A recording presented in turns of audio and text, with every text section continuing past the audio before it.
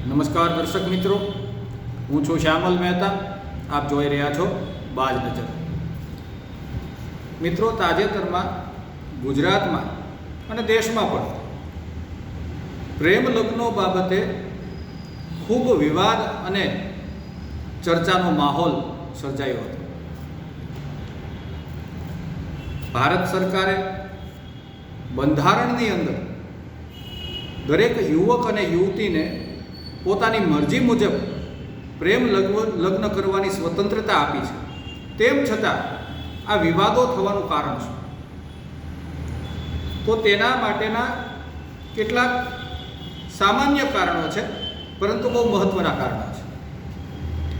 પ્રથમ વાત તો, પ્રેમ લગ્ન થાય એટલે તેનો પ્રથમ વિરોધ ઘરમાંથી ઉત્પન્ન થાય, અને આ દરેક માતા પિતાની સ્વાભાવિક પ્રતિક્રિયા હોય છે.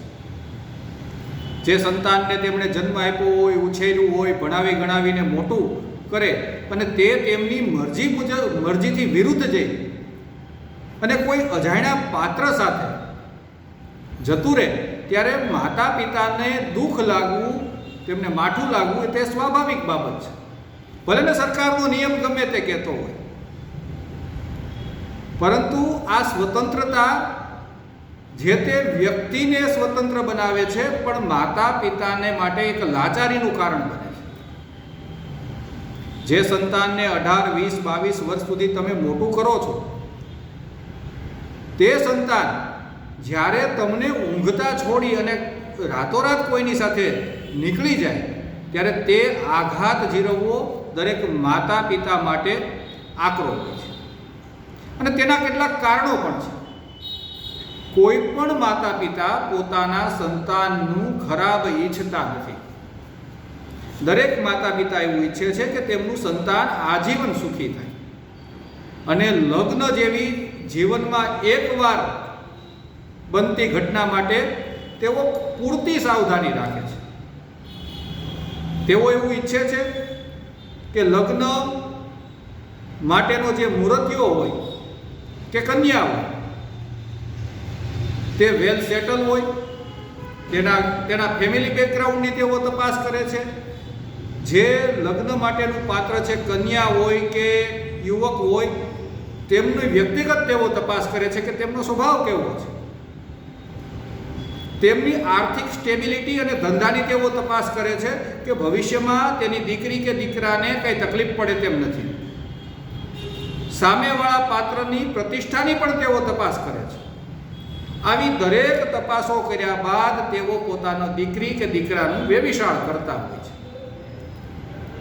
હવે આ દીકરી કે દીકરો તેમની જાણ બહાર એકદમ અજાણ્યા પાત્રને કોઈ પણ તપાસ વગર લઈ આવે, ત્યારે તેમને આઘાત લાગે છે અને તેઓ તેનો વિરોધ કરે છે.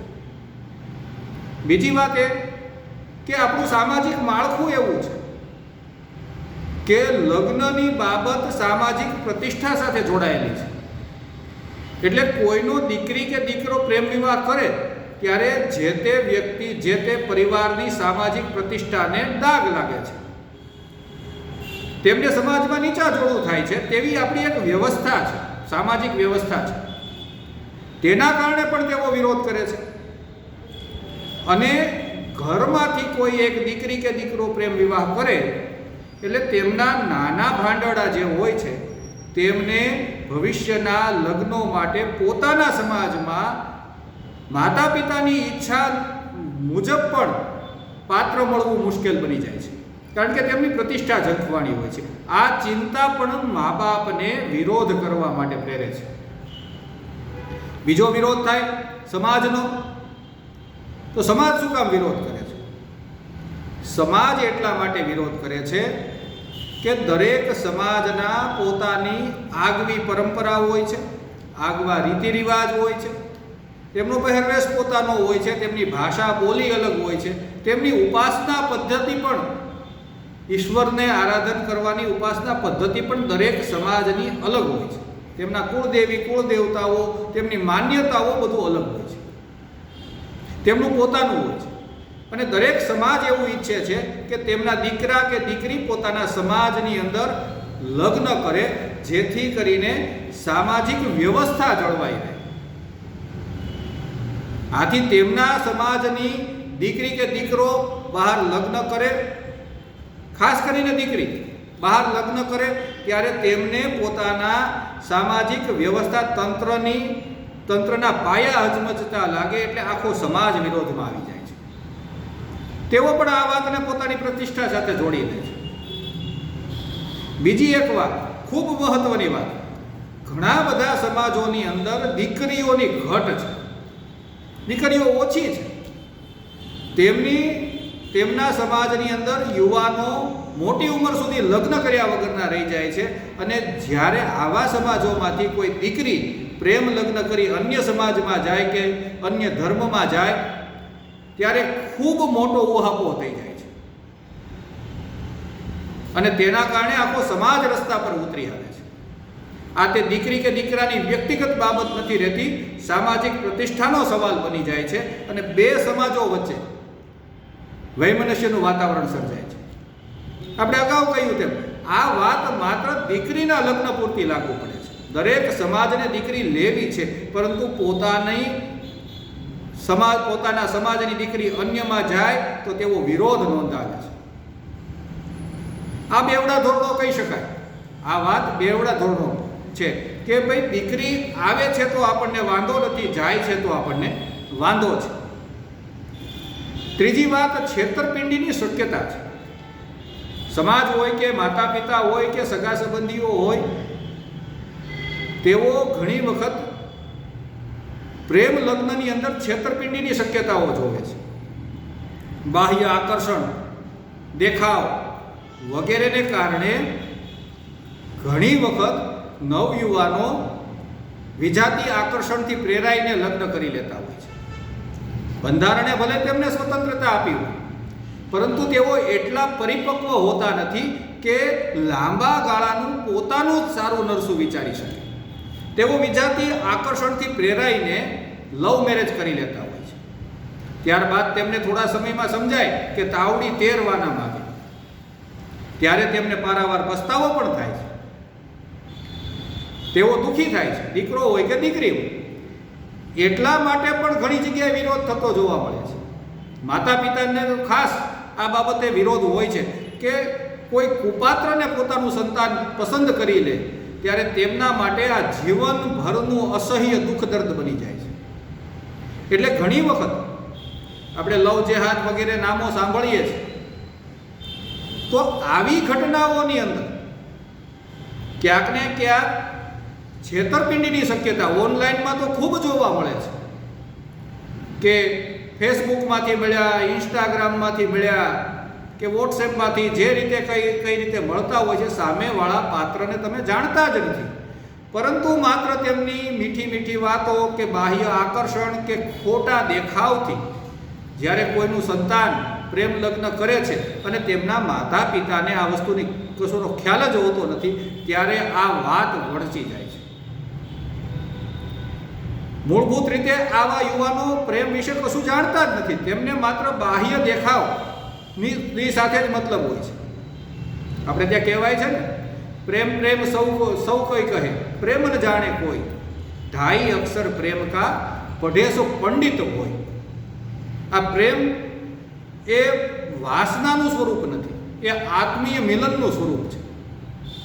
અને જ્યારે ઘણી વખત યુવાન કે યુવતીઓ જે અપરિપક્વ હોય છે, તેઓ માત્ર બાહ્ય દેખાવથી, થોડા આડંબરથી પ્રેરિત થઈને આ લગ્ન કરી લે છે, ત્યારે તેઓ પોતાના પરિવારને આજીવન રીતે પીડા આપી દે છે, પોતે પણ પીડાય છે. ત્યારે આવા સંજોગોમાં પણ પ્રેમ લગ્નનો વિરોધ થાય છે. એટલે પ્રેમ લગ્નમાં હમણાં ગુજરાત સરકારે તાજેતરમાં એવું કર્યું કે માતા પિતાની મંજૂરી હોવી જોઈએ, પરંતુ એવું હજુ કશું બન્યું નથી. કારણ કે ભારતનું બંધારણ કહે છે કે દરેક પુખ્ત વ્યક્તિ પોતાની મરજીથી લગ્ન કરવા માટે સ્વતંત્ર છે.